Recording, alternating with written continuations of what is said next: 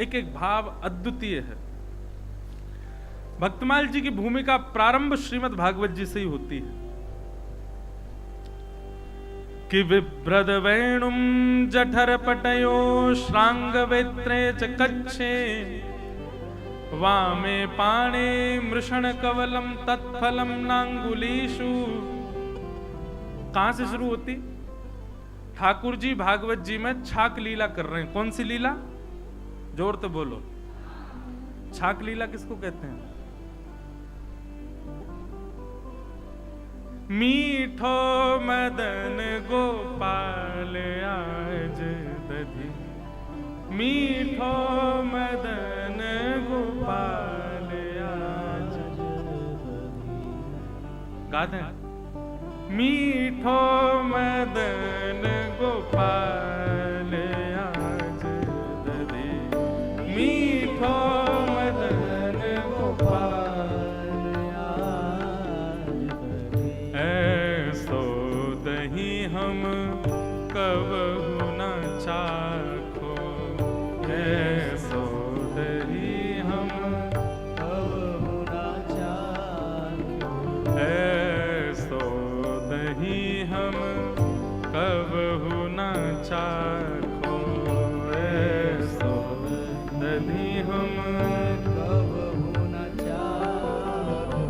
सुन गोकुल के नाथ आज दधी, सुन गोकुल के नाथ आज दधी। मीठो मदन गोपाल आज दधी, मीठो मदन गोपाल आज। काई को मीठो लग रहा है आज दही? इतनो मीठो काई को इतने दिन आते पा रहे हैं भैया? आज ही मीठो क्यों लग रहा है?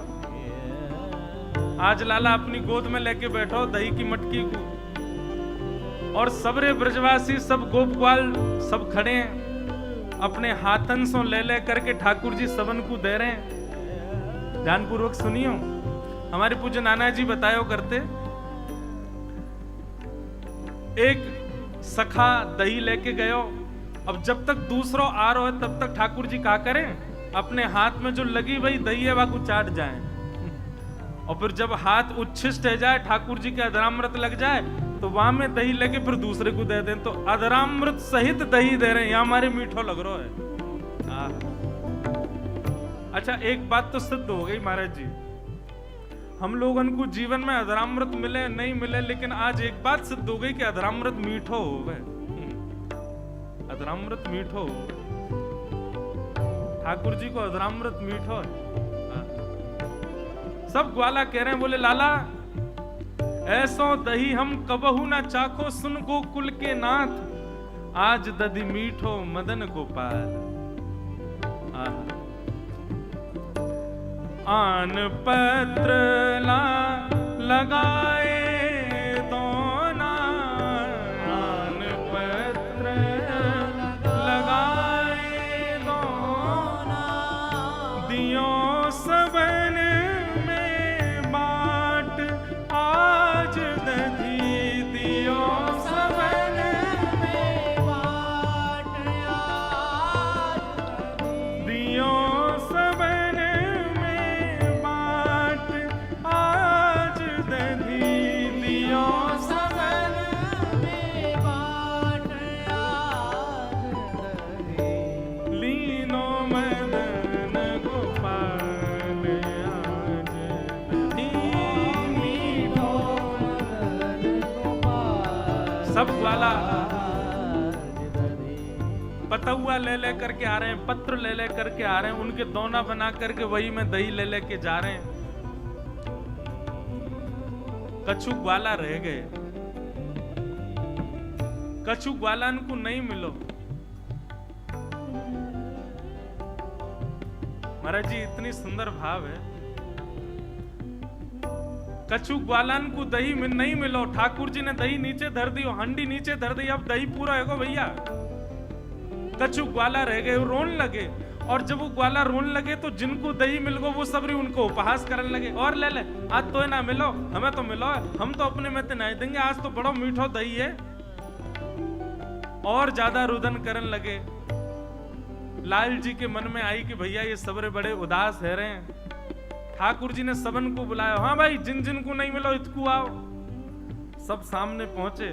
आहा, जिन नहीं पायो सुनो मेरे भैया, जिन नहीं पायो सुनो मेरे भैया, मेरी हथेली चाट आज दधी, मेरी हथेली चाट आज दधी। इसी पंक्ति ने भक्तमाल जी की रचना करवा दी।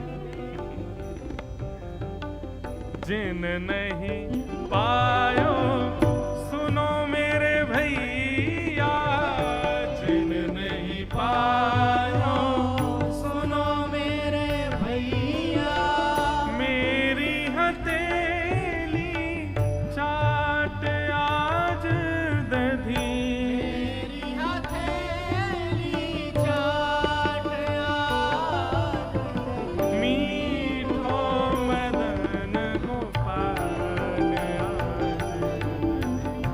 मीठो मदन गोपाल आज दधी। मीठो मदन गोपाल आज दधी। मीठो मदन गोपाल। तो एक वार्ता भी छोड़ मत दियो, नहीं तो चूक जाओगे। क्या लीला चल रही है? ठाकुर जी छाक लीला कर रहे हैं। चारों तरफ ग्वाल बाल बैठे हैं। भागवत जी में तो बहुत ही सुंदर वर्णन है। विप्रद वेणुम जठर पटयो श्रांग वेत्रे च कच्छे वामे पाणे मृषण कवलम तत्फलम लांगुलीशु।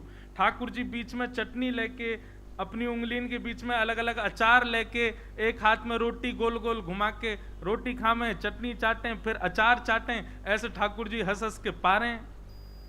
सब ग्वाला अपने अपने ठाकुर जी को घर से लाई भाई सामग्री पवा रहे हैं। वहीं पर परमानंद दास जी का यह भाव आया कि आज दधी मीठो मदन गोपाल, जो नहीं पायो सुनो मेरे भैया, मेरी हथेली चाट। जिन जिन ग्वालन को नहीं मिलो है दही, इतकू आओ सबरे। अरे तू या अंगूठा को चाट ले, तू या उंगली को चाट ले, तू या को चाट ले, तू यहां चाट ले। हथेली के भी 3 भाग कर दियो। ए तू इतना ही चाटी हो, तू यहां तक चाट ले, तू यहां चाट। अब बोर बोर के दही निकाल रहे हैं तो यहां तक सन रहे हैं ठाकुर जी। अब सोचो, ग्वाल बाल ठाकुर जी की अपनी जीभ निकाल के ठाकुर जी को हाथ चाट रहे हैं। ठाकुर जी ऐसे बैठे। क्या सुंदर छवि, कोई चित्रकार बनावे या कोई। ठाकुर जी हाथ दे के बैठे हैं, सब ग्वाला चाट रहे हैं और ठाकुर जी गुदगुदी है रही, आनंद आ रहा। आहा कैसो बढ़िया लग रहा है। और महाराज हद तो तब है गई जब नेकात बच गयो तो वाकू ठाकुर जी चाट गए। बस ब्रह्मा जी बोले ये पर ब्रह्म है, ये भगवान है। श्रुति म परे स्मृति म परे भजन्तु भव भीता नीति म परे अहम तु नंदम वृंदे यस्यालिंदे ब्रह्म वसिता। जो श्रुतियों में नहीं मिलते, जो स्मृतियों में नहीं मिलते, जो वेदों में नहीं मिलते, मैंने सुना है कि वो वृंदावन में रहते हैं। ये वृंदावन के वो ठाकुर जी हमारे लिए इतने नियम बना दिए। पहले नहाओ धो, फिर मंदिर में प्रवेश करो, भोजन बनाते समय भी मुंह पे पट्टी बांधो। अरे महाराज कहां तक कहें, एक हाथ से सेवा कर रहे हो, दूसरे हाथ से भी यदि कछु अछूत वस्तु छू ली तो महाराज पूरे स्नान करके आओ। कई जगह तो इतना अपरस को भाव है कि वह अपरस के मारे बेचारे, हमारे वृंदावन के श्री राधा रमन मंदिर में महाराज जी ऐसा अपरस नेक सो लाला और इतना अपरस में रहे। दुनियादारी बना रखी इतने अपरस की, और स्वयं कहा कर रहे ठाकुर जी को मौका मिल जाए तुम्हारे ले चाट जाए या को पूरे को है। अब अपरस ना दिख रहा आपको।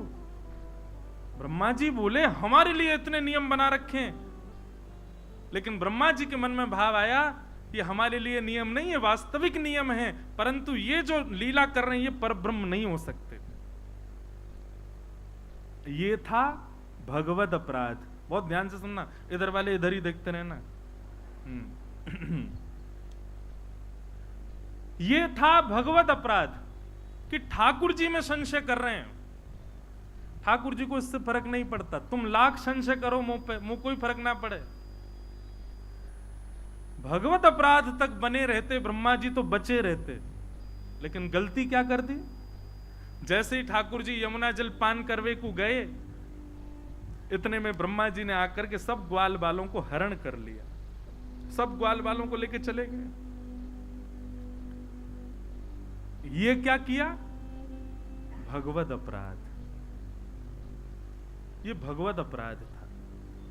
ठाकुर जी कह रहे हैं मुंह पे संशय तो को, मेरी सत्ता पे प्रश्न चिन्ह उठाओ, मुझे कोई दिक्कत नहीं, मेरे भक्त का ही को ले गयो तू। और जैसे ही भक्तों का हरण किया ब्रह्मा जी ने, बंधुओं वर्णन हमारे रसिक जन करते हैं कि ठाकुर जी इतनी लीला में डूब गए कि भूल जामे कि मैं परम ब्रह्म हूं। तो ठाकुर जी बाकायदा ढूंढ रहे हैं, अरे मधुमंगल, अरे श्रीदामा, अरे तनसुखा मनसुखा, कहां चले गए भैया? अरे भैया कहां को? ठाकुर जी ढूंढ रहे हैं। ढूंढते ढूंढते घंटन बीत गए, जब नहीं मिले ठाकुर जी रोने लगे, एक बालक के भांति, जैसे बालक खो जाए ऐसे ठाकुर जी खो गए, मानो रोने लगे। तब ठाकुर जी को स्मृति, वृंदावन में ऐसी लीला है, ठाकुर जी को याद करना पड़ता है कि मैं परब्रह्म हूं, भूल जाते हैं बार बार। तब ठाकुर जी को याद आई परब्रह्म है, अपनी दिव्य दृष्टि से जैसे ही ढूंढे कहां है सब, तभी देखे ब्रह्म लोक में बंधी बना करके मूर्छावस्था में सब पड़े हैं।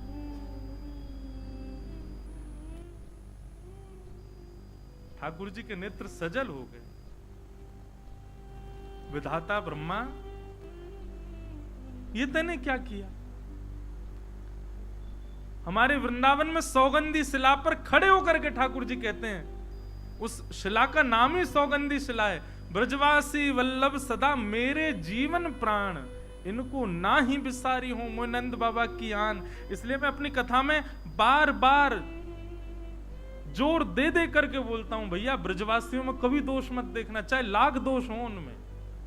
वैष्णवों में कभी दोष मत देखना, चाहे लाख दोष दिख जाएं आपको, दिख जाए ना, जैसे दिखा कि कोई दोष दिखा, तुरंत नेत्र बंद करके महाराज तुरंत क्षमा मांगने लगो। नहीं नहीं, ये भगवत रूप में भक्तमाल जी यही सिखाती हैं कि कभी भगवत अपराध ना बने, क्योंकि भगवत अपराध से ठाकुर जी को कितनी पीड़ा होती है। ब्रह्मा जी बंदी बना करके ले गए सब ग्वाल बालों को। फिर कथा तो सबको पता है कि भगवान ने अपने रूप से ही ग्वाल बाल प्रकट कर दिए, लीला करने लगे। ब्रह्मा जी एक दिन देखने आए कि देखूं तो सही अपने आप को परब्रह्म कहने वाले की हालत क्या हो रही है बिना ग्वाल बालों के। नीचे देखा तो वही सब ग्वाल बाल विचरण कर रहे थे। ब्रह्मा जी बोले, डिट्टो कॉपी बनाने की सामर्थ्य तो मेरी भी नहीं है, डिट्टो कॉपी तो केवल परब्रह्म बना सकते as it is. Brahma ji जुड़वा बनाते हैं बालकों को, कई माताओं को जुड़वा सौभाग्य प्राप्त होते हैं, उनमें भी अंतर होता है। ब्रह्मा जी टू कॉपी तो बना ही नहीं सकते, ये तो केवल ठाकुर जी की सामर्थ्य है। ब्रह्मा जी समझ गए, बोले मुझसे अपराध हो गया। महाराज विचार करने लगे, क्या करूं क्या करूं, स्तुति गाऊं। तब सोचने लगे खाली हाथ गया तो दंड देंगे, ग्वाल बालों को तो ले आऊं। ग्वाल बाल लेने के लिए ब्रह्मलोक गए तो भगवान ब्रह्मा जी से पहले ब्रह्मलोक चले गए और ब्रह्मा जी बन करके गए और जाकर के द्वारपालों से कह दिया, आजकल बहुत बेलूपिया घूम रहे हैं, हम जैसा कोई और दिखे तो मार पीट के भगा देना। ठाकुर जी से पंगा अच्छा एक बात सुनो, ठाकुर जी तो पंगा फिर भी ले लियो, भक्तन ते कछु मत कह दियो। 7 दिन इसको सूत्र मान करके चलिएगा।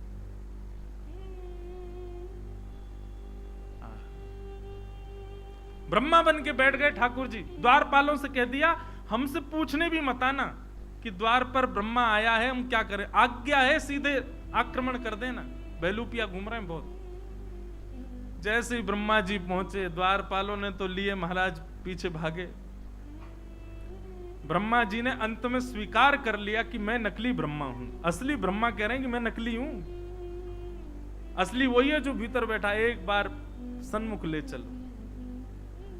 तब ब्रह्मा जी ने भगवान के सामने जाकर के स्तुति गाई, महाराज जी भागवत जी की स्तुतियों में सुंदर स्तुतियां, वैसे तो सभी स्तुतियां भागवत जी की अति अद्भुत हैं, पर ब्रह्मा जी की स्तुति अत्याद्भुत है। कोई कमी नहीं छोड़ी ब्रह्मा जी ने ठाकुर जी को मनाने में। ठाकुर जी को खूब मनाया। हे नाथ, आप कृपा करो। ब्रह्मा जी की स्तुति का प्रथम श्लोक किसी को स्मृति में है? नो मिड्यते भ्रवपुषे टडिदंबराय। इसीलिए सामने बैठाया आप लोगों को। गुंजावतम सपरिपीच्छल सन्मुखाय वन्यस्त्रजे कमलवेत्र विशान वेणु लक्ष्मश्रिये मृदुपदे पशुपांकजाय। ब्रह्मा जी की स्तुति का पहला श्लोक। अब तो खूब महाराज रिझा रहे हैं ठाकुर जी को, खूब बढ़िया बढ़िया स्तुति के शब्दावली लच्छेदार वाणी से ठाकुर जी को रिझा रहे हैं। ठाकुर जी ने नहीं ब्रह्मा जी को देखा भी, उदास चित्त से ठाकुर जी बैठे हैं केवल क्रोध में भर करके। और ब्रह्मा जी ने जब स्तुति गाली पूर्ण कर दी, अंत में पुष्प अर्पित कर दिए, तो ठाकुर जी उठ करके वहां से चले गए। बंधुओं, ये सबसे बड़ा कष्टदायी है। हम जिससे प्रेम करें, हम जिसके लिए पूर्ण समर्पित हैं, वो इतना नाराज हो जाए, भाई उदास हो जाए, गुस्सा हो जाए, चिल्ला ले, मारपीट ले, यहां तक ठीक है, पर नाराज होकर बात ही ना करे, मुंह फेर के चला जाए, इससे बड़ा कष्ट और कुछ नहीं हो सकता। इसलिए ठाकुर जी से कहते हैं, और तो रूठें भले रूठें, तुम जन रूठो मालाधारी। हे गोविंद देव जी, नित्य प्रार्थना ठाकुर जी से यही करो, पूरा विश्व मुझसे रूठ जाए, आप कभी रूठना मत। चाहे जीवन में मेरे कितने आर्त आ जाएं, चाहे मैं कितना भी गलत कर लूं नाथ, और आप ना रूठो, इसके लिए ये करना कि मुझसे कभी कुछ गलत करवाना मत, वो मत करवाना जिससे आप रूठ जाओ। हम पे और प्रार्थनाओं के लिए समय कैसे मिल जाता है ठाकुर जी से, यही कर लो कि नाथ कभी रूठना नहीं।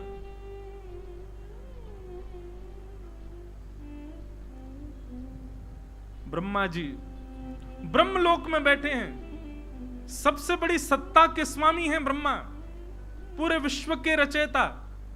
लेकिन आज स्थिति ऐसी है कि ब्रह्मा जी को लगता है कि अब मैं क्या करूं, नाथ ही रीझ गए मुझसे। तो ब्रह्मा जी ने सबसे आज्ञा लेकर के सबसे पूछा कि आप सब आज्ञा करें, मैं क्या करूं, मैं कैसे ठाकुर जी को मनाऊं।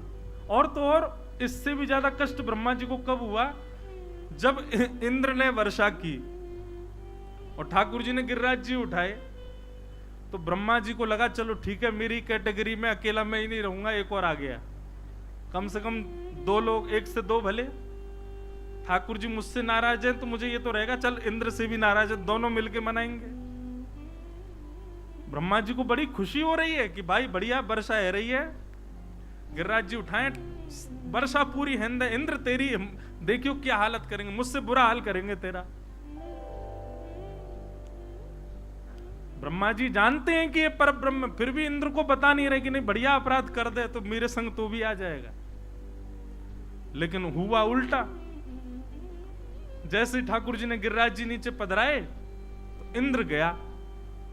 इंद्र ने जाकर के, पिता गुरुस्तम जगताम अधीशो, आप मेरे पिता हो, आप मेरे गुरु हो नाथ, आप मुझे दंड देने के पूरे अधिकारी हो, आप जो दंड देंगे मुझे स्वीकार है, मेरी इंद्र की पदवी छीन लो मुझसे, ये छीन लो, आदि आदि, जो आप जो दंड देंगे मुझे स्वीकार है। ब्रह्मा जी बड़े प्रसन्न कि हाँ बस अब देखना है इसको दंड मिलेगा। ठाकुर जी ने इंद्र को बुलाया, अपने हृदय से लगा, कोई बात नहीं बेटा, कोई बात नहीं बच्चा राम, आगे से अभिमान मत करना, अपनी सत्ता में रहो, अभिमान मत करना, कोई बात नहीं, जाओ अपनी पदवी संभालो। ब्रह्मा जी तो अब रोने लगे, मैं इतना बड़ा अपराधी। ठाकुर जी से कहा, बोले नाथ आपने इंद्र को क्षमा कर दिया और मेरा अपराध इतना बड़ा कि आप मुझे क्षमा नहीं कर रहे। तो भगवान कहते हैं, बोले इंद्र की करनी से सब मेरे समीप आए और तेरी करनी से वैष्णव मुझसे दूर हो गए। मुझे वो क्रिया प्रिय नहीं जिससे वैष्णव मुझसे दूर हो जाए। ब्रह्मा जी बोले अब आज्ञा करो नाथ, मैं क्या करूं? बोले जिन भक्तों का अपराध किया है ऐसे ही असंख्य भक्तों का स्मरण करके उन सबको प्रणाम करोगे तब तुम्हारा अपराध निवृत्त होगा। इसको क्या कहते हैं महाराज जी? दंड उत्सव। क्या कहते हैं? मैं कथा में बताया करता हूं, आज नाम जप में मन लगा, कल नहीं लगा है अगर, तो निश्चित समझ जाइएगा कि आपने किसी वैष्णव का अपराध किया है। आज गोविंद देव जी प्रिय लगे लेकिन कल प्रिय ना लग के वैसे ही लगे जैसे कल लग रहे थे, तो निश्चित वैष्णव अपराध बना है। वैष्णव अपराध हम पर नहीं है, इसका प्रमाण क्या है? ठाकुर जी नित्य नवीन लगने लगे, कथा में नित्य नूतन प्रिय लगने लगे, भगवत सेवा में नित्य नवीनता का अनुभव हो, नाम जप में नित्य नूतनता का अनुभव हो, नित्य प्रेम वर्धमान हो, तब समझो कि आप वैष्णव अपराध से विमुक्त हो। लेकिन आपका भजन, आपका दर्शन, आपका कथा श्रवण, आपका नाम जप यथावत वैसा ही है जैसा प्रारंभ में था, तो निश्चित है वैष्णव अपराध